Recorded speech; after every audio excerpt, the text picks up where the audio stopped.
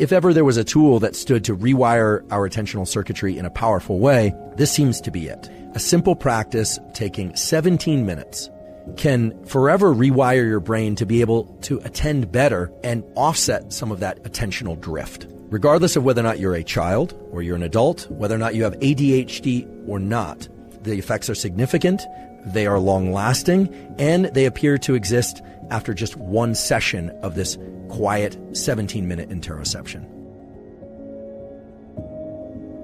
So let's take a step back and think about how we focus and how to get better at focus. And I'm going to share with you a tool for which there are terrific research data that will allow you in a single session to enhance your ability to focus, in theory, forever. And no, I'm not going to try and convince you to meditate.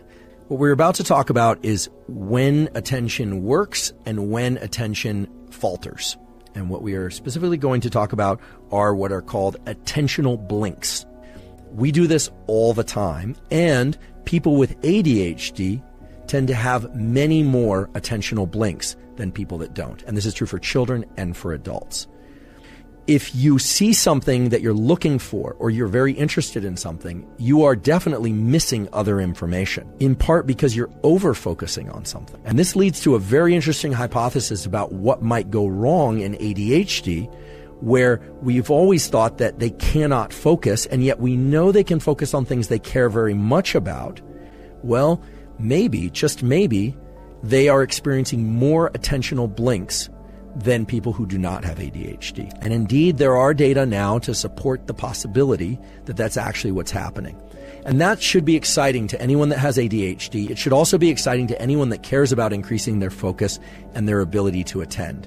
What this is saying is that these circuits that underlie focus and our ability to attend and our ability to eliminate distraction, they aren't just failing to focus. That's just a semantic way of describing the outcome. They are over-focusing on certain things and thereby missing other things. And so our distractibility, or the distractibility of somebody with ADHD, could exist because they are over-focusing on certain elements and they are therefore missing other elements that they should be attending to. So what they really need is this property that we call open monitoring. Now, open monitoring is something typically is associated with people who have done a lot of meditation, so-called Vipassana meditation, or have spent a lot of time learning how to do what's called open gaze visual analysis and open gaze thinking. But there's a simpler version of this that allows us to bypass all that. Your visual system has two modes of processing. If you're very excited about something, you're in that soda straw view of the world and you're missing other things. Okay, that's high levels of attention.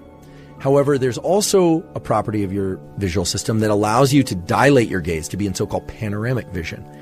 Panoramic vision is something you can do right now, no matter where you are. And I can do it right now. You won't know that I'm doing it, but even though I'm still looking directly at you, I'm consciously dilating my gaze so that I can see the ceiling, the floor, and the walls all around me. That panoramic vision is actually mediated by a separate stream or set of neural circuits going from the eye into the brain. And it's a stream or set of circuits that isn't just wide-angle view. It also is better at processing things in time. Its frame rate is higher. So this is something that can be trained up and people can practice, whether or not they have ADHD or not. What it involves is learning how to dilate your gaze consciously. That's actually quite easy for most people.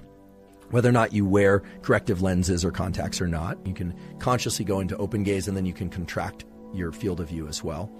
There are now published accounts in the literature of a simple practice done for about 15 minutes where subjects were asked to just sit quietly, eyes closed, and do what is sort of akin to meditation, but to not direct their mind into any particular state or place, but simply to think about their breathing and to focus on their so-called interoception, focus on how their body feels, if their mind drifted, to bring it back, for about 15 minutes.